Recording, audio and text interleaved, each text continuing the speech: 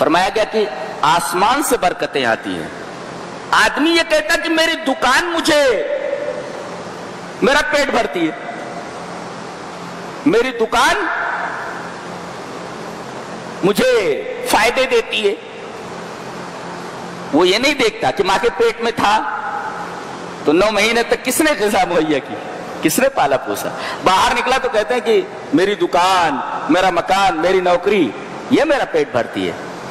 جبکہ یہ قاعدہ بتایا گیا ہے کہ برکتیں آسمان سے اترتی ہیں. اصل پیسہ کمانا نہیں، اصل برکتیں ہیں. اللہ نے فرمایا وَلَوْ أَنَّ أَهْلَ الْقُرَىٰ آمَنُوا وَاتَّقَوْا، اگر یہ بستیوں والے ایمان لاتے اور تقوی اختیار کرتے لَفَتَحْنَا عَلَيْهِمْ بَرَكَاتٍ مِّنَ السَّمَاءِ وَالْأَرْضِ، تو ہم آسمان سے اور زمین سے ان کے اوپر برکتیں نازل کرتے.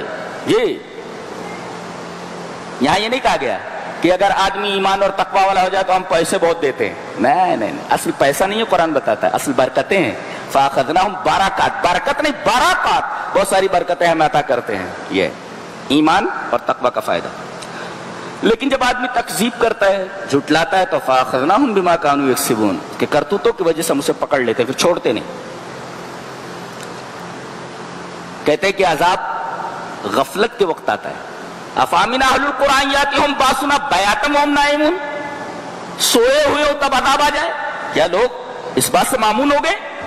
اب امین اہل القرآن یاتیہم باسنا ضحی وہم یلعبون، چاشت کے وقت جب یہ کھیل رہے ہو تو آدمی جب سویا ہوا ہوتا ہے تو مکمل غفلت میں ہوتا ہے، اور آدمی جب کھیل دیکھ رہا ہوتا ہے، کھیل میں مشغول ہوتا ہے، تب بھی وہ غفلت ہی میں رہتا ہے.